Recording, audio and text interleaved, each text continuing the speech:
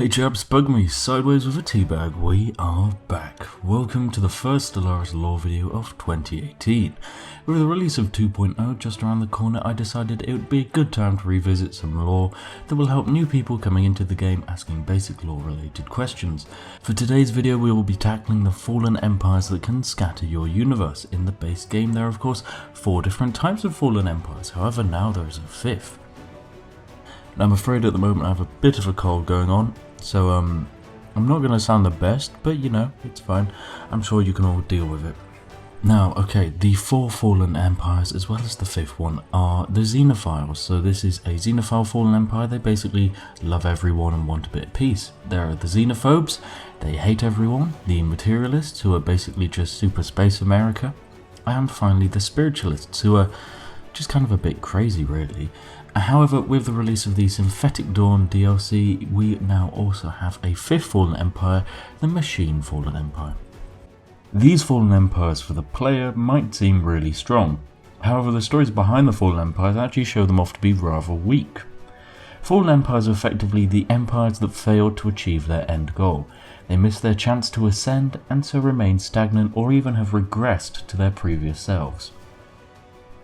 Each fallen empire had their own aim and their own failure, and their failure is why they are still in your game and can kill you. So let's go through each fallen empire and what their aim was and why they failed in achieving ascension effectively. Firstly, the Xenophiles are of course the diplomatic empire that want to enforce peace upon all. In the case of the Xenophiles, they took it ever so slightly too far. Not quite as far as the First League, who died because of it, but not far behind. The First League were basically guys who enforced peace and consequently led to a decline, where the members eventually left and it all collapsed.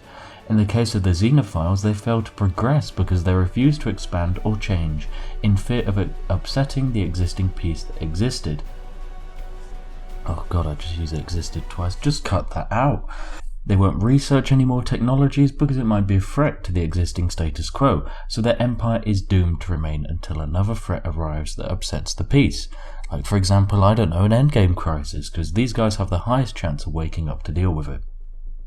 Of course, if you want any more information on the First League, then shameless plug, but I already made a lore stories on them, as I'm sure all of you know. Next up, the Xenophobes. Now these guys hate everyone and will attack anyone who gets close to their borders. Xenophobe fallen empires are a once mighty empire that have now kind of stagnated. Their only aim was to fight off other empires and just keep fighting. Back before they stagnated, they used their power to fight off and kill all of their rivals. This fighting was the only thing driving their empire forward. They would expand only because they wanted to attack and get resources that they could use to attack. They would research but only to attack. They have long since killed off all of their valid rivals for their mighty empire and now have no drive to innovate or expand. Their empire is simply just waiting for a valid rival or threat to arrive. For this reason, they have never moved past their current position and are still here. However, of course, a war in heaven might occur and they might attack another fallen empire, which is always absolutely great to watch. The next empire are the Materialists. This fallen empire is an empire that was once very wealthy, and in some regards it still is. However, due to their drive for wealth, they've lost all curiosity in the outside galaxy that exists beyond their borders. They hate discovery so much that they might even want to deny it for others. They have no need to advance or expand, so they just won't do this, and that's why they're a fallen empire. They have their massive ring worlds, they have lots of wealth, but they have no need to go any further. They've kind of reached a point that they're happy with, and they'll just stay there. The last of the base fallen empires are the Spiritualists. This empire is a spiritualist empire that has so far avoided the standard spiritualist progression of communicating with the Shroud and instead maintained a minimalistic empire. For religious reasons, these chappies have decided to reside on only a few planets and have designated several other planets around them as holy worlds. Make sure not to colonize them, as I've made that mistake a few times before, as I'm sure many of you have known.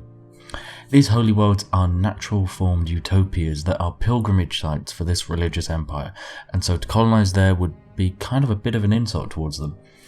Their religion has also restricted their technological advances and will force them to avoid any kind of robotic ascension. The only accessible endgames for them is to become psionics and talk to the Shroud. However, for some reason this Fallen Empire in particular has decided not to do that, and so they're stuck in your game and they're not going anywhere. Finally, the brand new Fallen Empire, the Machine Empire. It's very different to all of the other Fallen Empires. Unlike all of the other empires, it is an empire comprised of only machines. This empire appears to be some kind of old AI that has not quite achieved the standard AI victory of doing what a Cybrix would do and just running away to a different galaxy. This Fallen Empire is basically a group of protectors from a long since gone age. They were created to protect a group of organic life forms from something that is yet to really be discovered. Maybe we find out in 2.0, who knows, because they're only focusing on protecting their declining station. They haven't actually expanded at all. As a result, they haven't really been maintaining much, and it will eventually lead to a breakdown and collapse. These guys are running out of resources, they're running out of time, and their AI seems to be just going more and more insane as time goes on. So the Machine Fallen Empire is the only, Machine Fallen Empire is probably the most likely one to fail, even though it is made of machines. So as you can see, all of these fallen empires have in one way or another failed to progress and consequently stagnated or even regressed.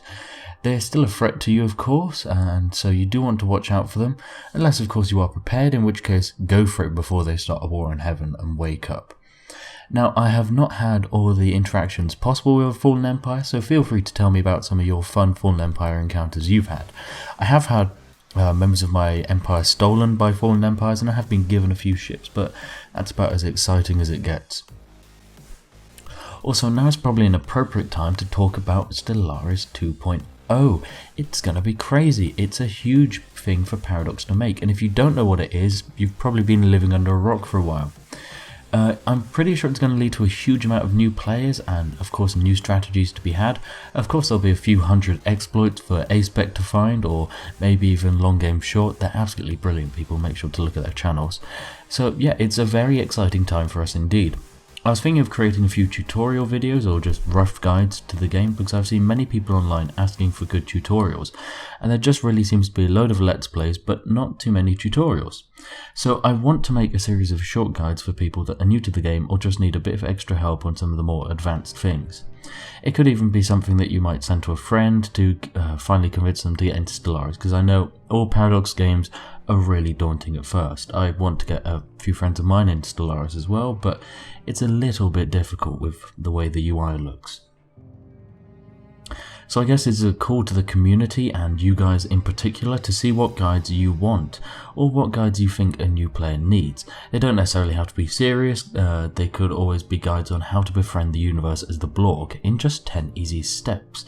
You know, it's actually one of those more advanced strategies, but it's one of those ones that you definitely need if you want to become a fully fledged member of the Stellaris community. Anyway, that's all from me today. I hope you have all had a great holiday season, and are also looking forward to the future of Paradox games.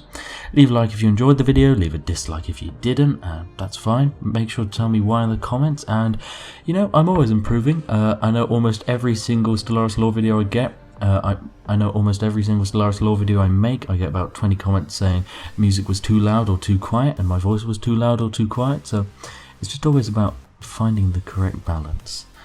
Anyway, I will see you all in the next one.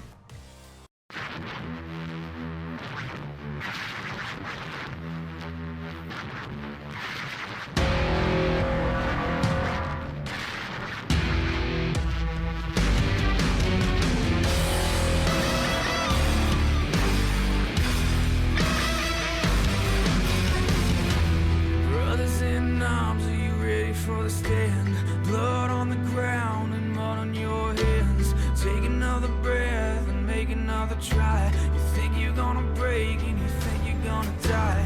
Get off the dirt and listen to the crowd screaming your name, scream it out loud. I know you think you can, I know you think you're done, but we can't stop until we won. You're not alone, we're not afraid.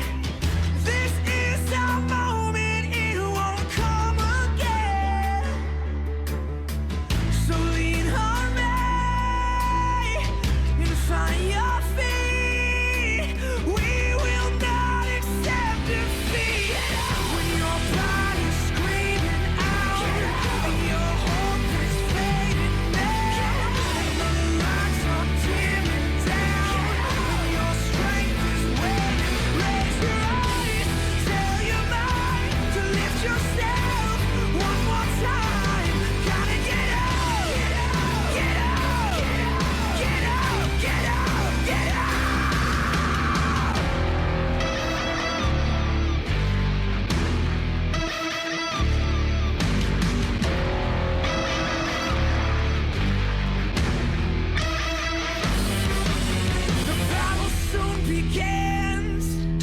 You've come this far to win.